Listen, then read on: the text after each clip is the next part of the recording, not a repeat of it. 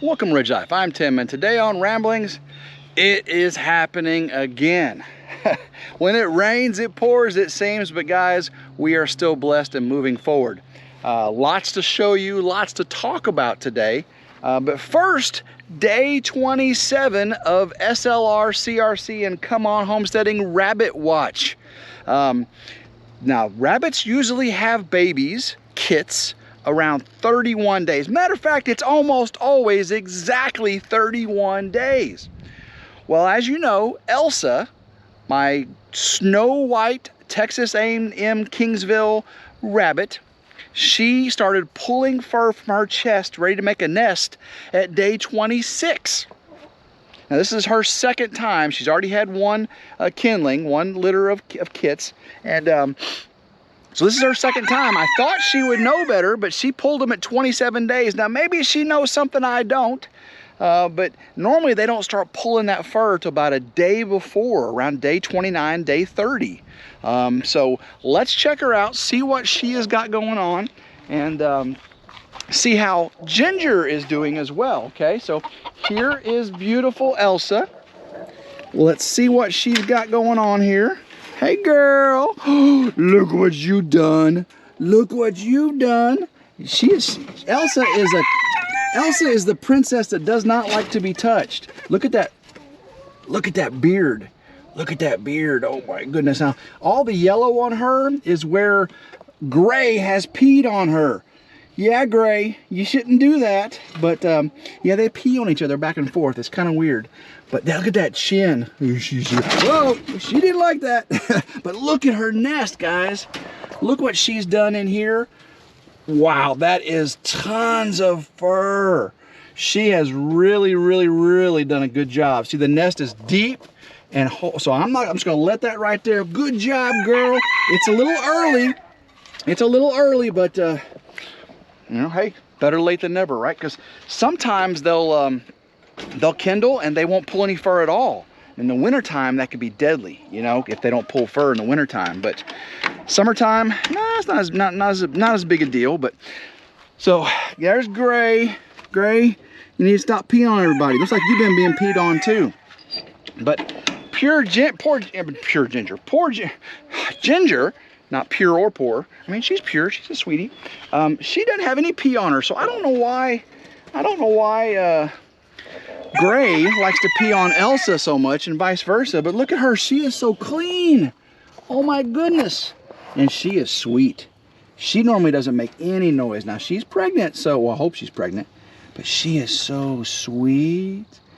Oh my goodness. She doesn't growl or bark at me or nothing. She is just so sweet. Beautiful ears, nice and clean. No mites down in there. Oh, that feel good? Does that feel good? Yeah. Oh, sweetie. Now, see, she has been in here. She hasn't peed or pooped in here, though. That's nice. But she hasn't pulled any fur yet. But again, I'm thinking it's a little bit soon. A little bit soon. So, day 27. We'll be checking every day, okay, guys? I believe the 3rd, which is Monday, is the day. And probably what'll happen is the night of the 2nd, they'll kindle. So I'll get up on the 3rd, and there'll be babies in there the morning of the 3rd. So the 2nd, we should see both of them in their nesting boxes with fur pulled on the 2nd. Should. But that's what happens sometimes. All right, let's see what's going on with the chickies. Hey, what's up, guys? There's Elvis. Elvis, it's finally dried up a little bit. You're not super dirty. Your legs are still kind of nasty. I need to clean your water out, don't I? Get y'all some fresh straw in there. Let's see if they've got any eggs in the nesting box. These are, now Grandma Carol bought these ceramic eggs. Tricked me the first day she bought them.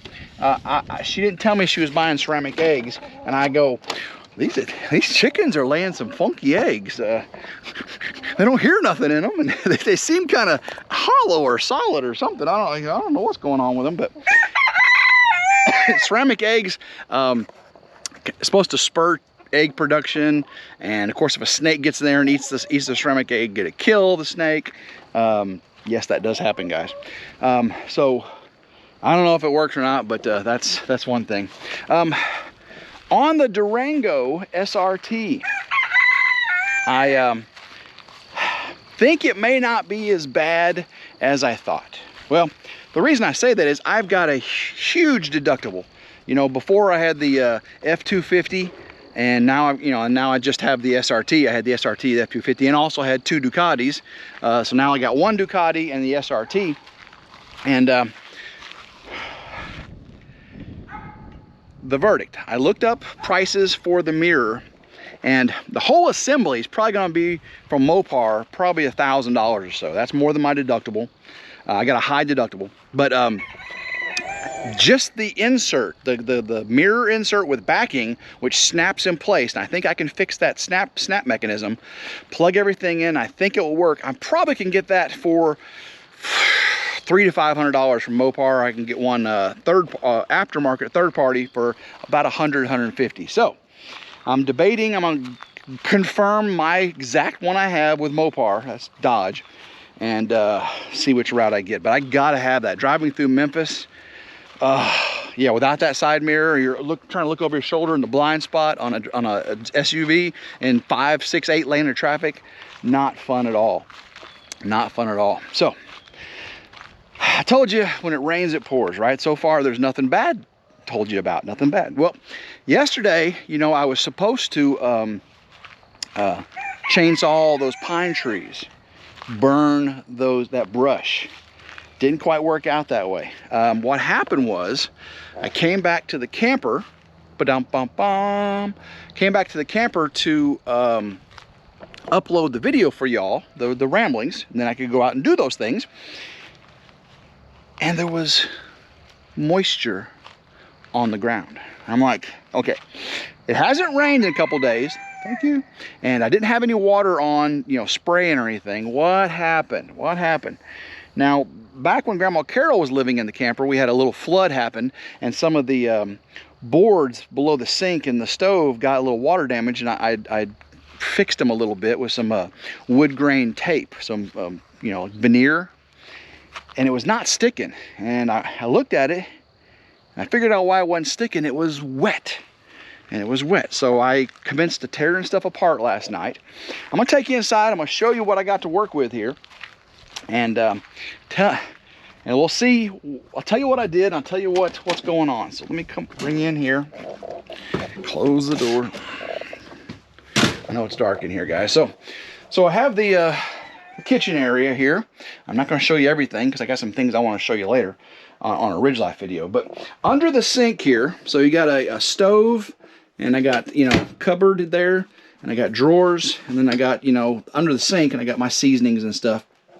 If you look, I'm going to have you look under here. This is damaged. I got to redo that. That was wet. There was water right there, or a little moisture. So let me pull these drawers out. Oh, look at the koozies. Yeah, RidgeLife. Yeah. Pull this out for you. Let's see if I can get you guys in there with some light. I know it's dark. So, if you look in here, you can see I put a plate. And that plate is to collect water, because there was water dripping down right there. Let me see if I can get you in a little farther. Tilt this back some. Get you down in there. Oh, hold on. Apologize for the angles here, guys. Because you guys can probably see better than I can see. There we go. So, there's a plate right there, and that white hose where it connects to the PEX on the blue, dripping. So I dried it up, put that plate on there, and you can see water shining there, guys. I don't know if you can see that, but there's water. So that's what I got to deal with. I don't know if you can even hear me while you're under there, but I was trying to talk loud enough. Get this light off. So I have got to get this back under here. Seasoning drawer. What I've got to do is open up this cabinet here, and where all the pots and pans and everything are, and I've got to rip the bottom of it out and the back wall and access those pipes. And I'm thinking that white connection comes from the outside the camper, where the water line connects, and it goes to there and connects to that blue PEX pipe, which is the cold. Pretty sure I tightened it as tight as I could. I mean, I was up under here, my big 205 pound, guys, there's the weight, I told you in the video, 205 pounds, climbed up under here, under there, and I'm sore too. I got bruises under my armpits from trying to wedge in there, had to pull all those seasonings out and everything. Got my arm up under there, pulled these drawers out as far as I could, and tightened that, and that's why it's just barely dripping and barely filled that plate up. So things should be drying up, but I've got to fix that, because I'm gonna be here in this camper for, you know, a year or 2 years, and I can't have that. Excuse me, can't have that perpetually dripping like that. So that's going to be on the agenda for tonight. Now to get in there deeper and see if I can fix that better. So. But before that, good news. Looky here, guys. Looky here. See what this is? Guys, that right there is venison tenderloin. Not backstrap loin, tenderloin. And that's a big deer now. That is a tenderloin. That is a big old West Tennessee ridge deer now. And tenderloin is like we call sweet meat. It's the loin is the back strap, you know. The tenderloin is on the inside of the body cavity. It runs 2 pieces, and it's just like butter. Butter. I'm going to be grilling that up today. I'm going to be marinated in some Wickers original marinade and baste. And then my good buddy David Close from Close Pits, him and Carla down there in Houston, Texas, have sent me some of their famous brisket rub. Close Pits, you can see, check this out right here, guys. I don't know if you can see that. www.barbecuepits.com. Barbecue Pits by Close. He makes custom barbecue pits. I'm talking about airplanes, torpedoes. He did an Orange County chopper barbecue pit. I mean, he's done some high dollar pits. I mean, it's pretty, a train pit. Yeah, very cool. Anyway, I'm going to put some of this dry rub on there. So Wickers and Close Pits brisket dry rub. I'll be putting that on there here in just a minute. Let that on, then I'll be grilling it later tonight before it gets dark. And unfortunately, you won't get to see that because this is a rambling. And I'm just rambling. I'm not eating, okay? So, other things going on in here, not going to show you right now, but I will go back outside with you. All right. Man, I love these ramblings. I don't like bad things going on in the camper and stuff, but I do like talking to y'all and let y'all know what's going on. We've got huge storms coming again, guys. You guys know what happened last weekend in Emory, Mississippi, or Alabama. You know, went across there and destroyed, killed people. It was just devastating. Between us and actually 3 Mississippi, and my son down in Starkville, Mississippi, that tornado just ripped right through there. Well, we're the epicenter, guys, for some big storms coming Friday night here in the Memphis, Tennessee area. We're talking 50 mile an hour, you know, wind, 30 mile an hour sustained winds, 59 mile an hour gust, and then possible tornadoes. So what I'm going to do, as soon as I get that dry rub and marinade going, is before I work on the water again, I'm going to go out into the woods where my storage tent is, and I'm going to secure them down some more. And how I'm going to do that is, I had this idea. I'm going to use what's called wolf fang anchors. Now, if you've ever been a trapper, you know, trap predators, bobcat, coyote, those type of things, you know what a wolf fang anchor is. It's a metal fang like this, and it's got a high tension cable attached to it, and you drive it into the ground about a foot or two, and that wolf fang, when you pull up, boop, anchors in the ground like this, and you cannot pull it out. So then the coyote can't pull it out, the bobcat, and all that kind of stuff. Well, I'm going to put one on each corner post of that temporary storage, and it is not going anywhere. At least those 4 corner posts aren't going anywhere, if you know what I'm saying. So I'm going to drive those in a foot or 2 into the ground, and that should get us through. I don't know what, you know, that doesn't mean the tarp won't get ripped or anything happen to the top part of the canopy, but at least it won't fly away. Because right now I just have the factory supplied anchors in it, and those, you know, those aren't very good. But so I got lots to do this evening, and I just want to let you know why I did not get that RidgeLife stuff done. Just because I'm doing all this stuff. But guys, look at this. I don't know if you can see this view. Look at this green grass right here, this beautiful field, and then that opening right there. And look at that field through there. Look at that field through there. Oh, I'd love to buy that. That's about 20 some odd acres. My neighbor is building a house over there on the other side of those trees. And every time I see him, I ask him, hey, you want to sell 10, 15 acres here? You know, it's these woods back here I don't own, and that field over there I don't own. I want that so bad. Oh, man. You know, I got the 30 acres on this side, but I'd love to have about 10, 15 acres on this side. Oh, man. But hey, I'm not beggars can't be choosers. I'm blessed with 30.45 acres, and going to be having the barn and the barn dominium, and you know, just the beautiful entryway.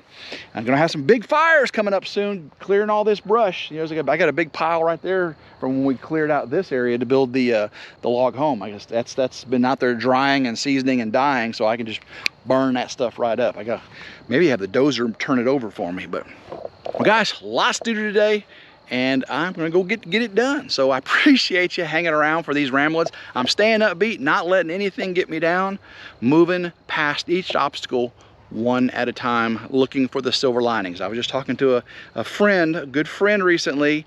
Silver linings. I'm always looking for the silver lining, and you should be too, guys. Every time there's a cloud come up, if you look around the edges, silver lining for you. You got to grasp those silver linings. Okay, guys? So till next time, I hope everyone has a blessed day. Keep rambling. Go Ridge Life.